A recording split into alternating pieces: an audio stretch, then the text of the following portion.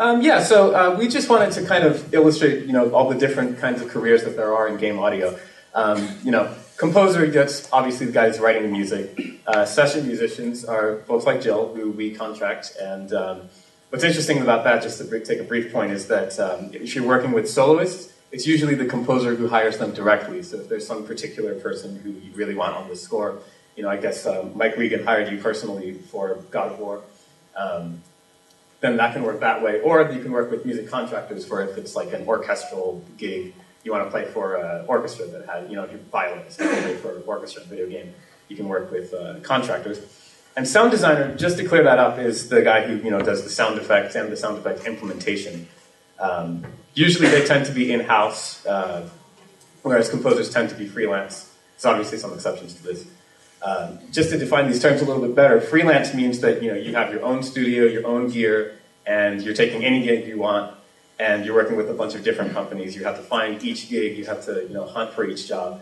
Whereas in-house means that you just work in-house on only LucasArts games or only whatever. And the work comes to you. It's not you don't really have to hunt for it, but at the same time you still have to further your career with whatever. And I'll touch on that later.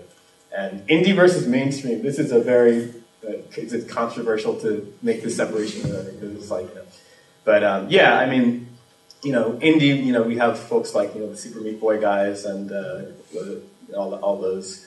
And mainstream obviously is like big AAA titles, and we can get onto a little bit more about the difference in how you would handle each type of gig. Each one of them has their own advantages and disadvantages and things that you have to keep in mind. Okay, so getting to freelancing a little more specifically, there are pros and cons. So pros, you're the boss. Basically, you decide what to do. So you choose your own hours. You work from where you want. You decide which gigs you take, and in some cases, there's greater potential for more money. And just to clarify that, basically, if you're working in-house, and Will, you can correct me here, but I mean, you get a salary whether you're working on 1 or 2 or 3 games at once, as you often are working on 3 games at once.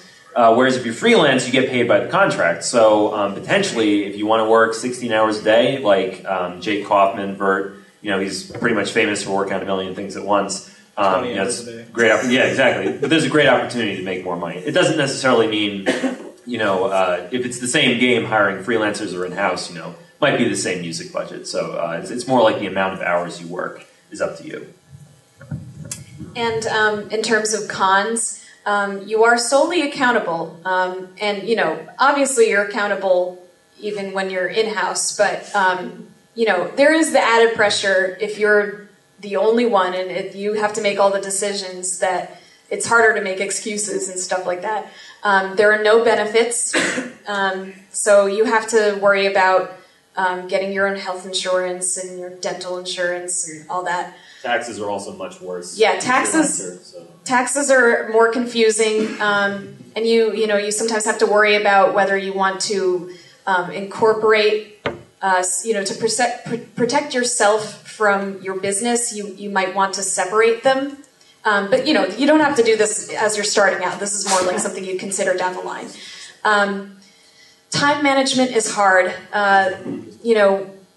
Sometimes if you work from home, especially, you can get distracted, you can, get into the habit of sleeping in late, and I definitely do this, and, it can be really hard. You have to really discipline yourself.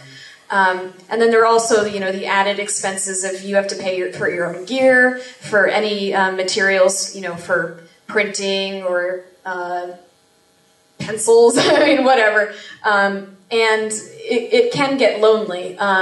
Because you feel in a way somewhat cut off from the outside world. So it's really important if you decide to freelance to get yourself out and hang out with people and network and try not to get stuck in your own little bubble. Yeah, it's very, very easy to become a hermit. There's been times where I realize I'm like, man, I have not gone out to the store in like 4 days, or man, I haven't been outside in 2 days or something. So just which is good. Usually when that happens, it means you're busy, but. I think just like in summary, I mean, the main thing is like the pros that are, in-house is kind of, it's like going to a day job. I mean, you have you have a guaranteed job, you have a guaranteed paycheck, you have benefits. You typically get paid for your time, not your service so much, not your product, I guess. Whereas freelancing, like Jill was saying, you're completely responsible for it, and you don't really get paid until they're okay with what you've done. So I don't know. There's a lot of good and bad on each side, but we'll get more to that, I guess, here in a minute. We actually have I have had an absolutely amazing time working in-house at LucasArts. I'm not being paid to say this right, but no, it's great. I mean, you work with, when you're freelancing, you tend to work only with people who are kind of in your own field. You might work with other musicians, you might work with, like your sound guy, you might work with a mixer. But in-house, I mean, I constantly have meetings with level designers, with engineers, with all kinds of people from every aspect of game design. And what's great about that is that, they're giving feedback to me, and I can give feedback to them. I can say, hey, wouldn't it be cool if in this fight against like whoever this happened? And they're like, oh yeah, let's try that. So you actually have you're much closer to the game. You can iterate a lot faster. Since I'm also, at least for the in-house LucasArts games, like Force Unleashed, I'm also implementing. So I can say, you know what, I want a cue here. Let's write another one here, and another one here, and maybe I can just.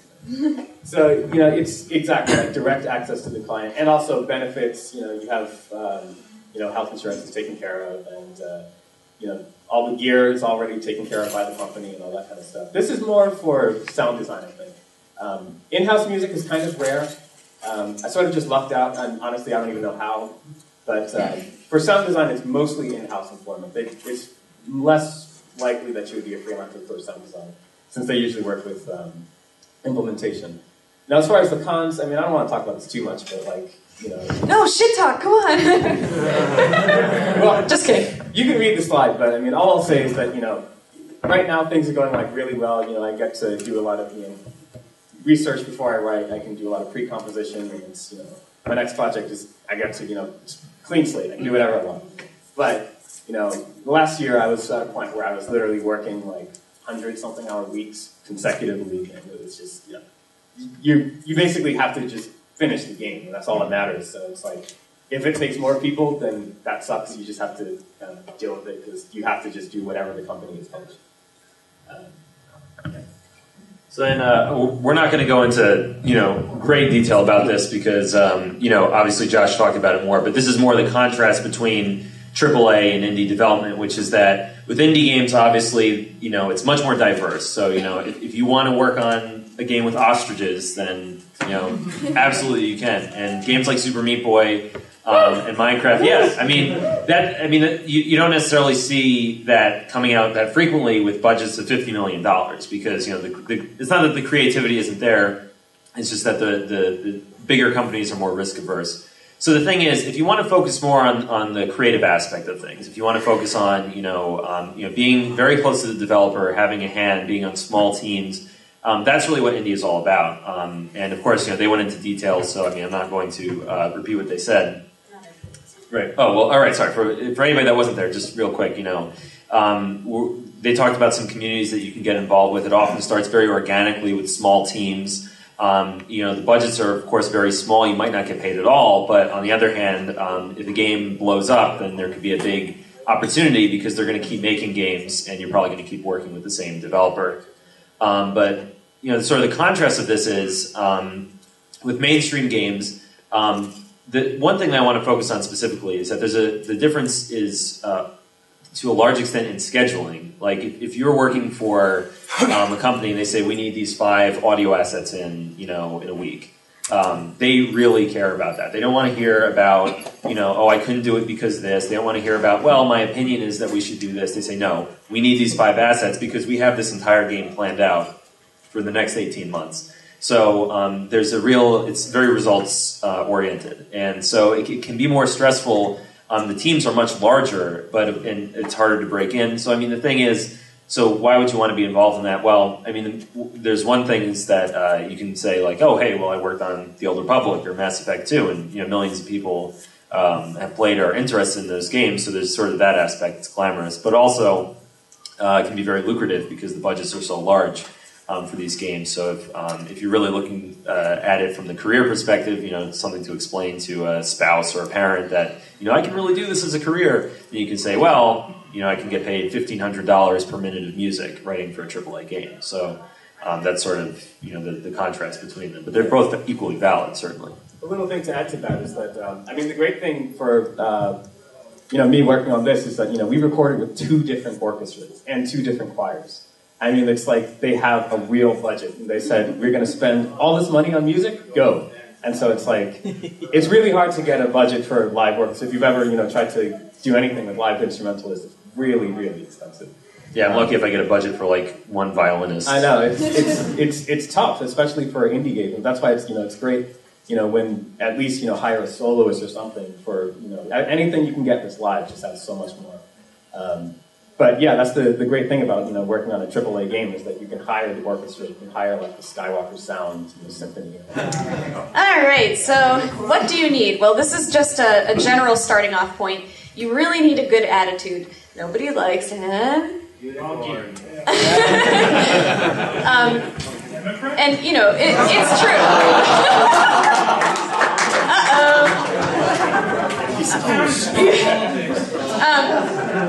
But to be honest, the music world is small. You would be surprised. I mean, it's big, but it's really small. And especially then if you get into games, that's an even more niche genre. So, people get to know each other. Once your name is out there, you really have to protect, how people perceive you. And if you come across as, rude or arrogant or whatever, nobody's going to want to hang out or, give you jobs. So, and then obviously you need motivation and determination, because it's hard to break in, and especially if you're trying to really go for the mainstream aspect of things, freelancing, anything, especially freelancing, you have to keep on your game and stay disciplined, because otherwise, you could just get lazy. And you should, be generous, but tough when necessary.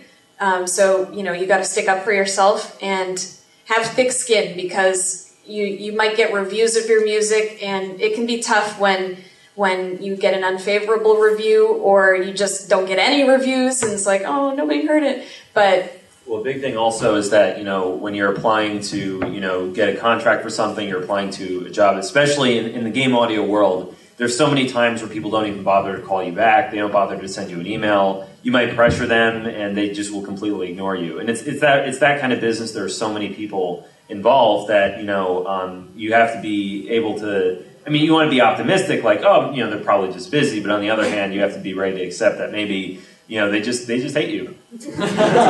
However, go ahead. I'm sorry. Oh, okay. Well, further on that note, since we got a lot of musicians and composers and whatnot in here, how many of you guys really feel good about your work? After you've written a song, how many of you guys feel really, really good about it? I'm really. You're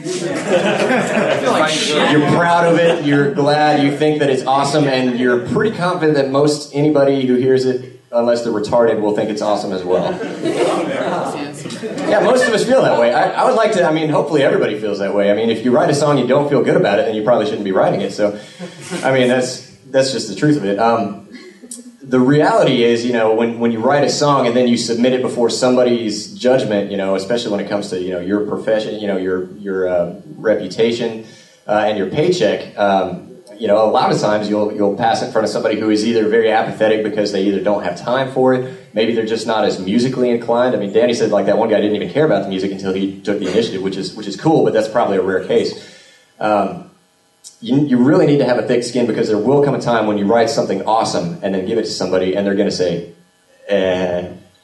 And if you can't deal with that, then, you need to, learn how, because that's going to be something that's pretty common. And even if it's not that they don't like it, they might just not like that version of it. They might say, yeah, this is okay, but I want it to have more of this in it. And they'll completely rewrite your vision. So, it's what you want isn't necessarily what they think the best thing is for the game. And so that's also kind of part of having a thick skin, is being okay with people controlling your music to whatever degree.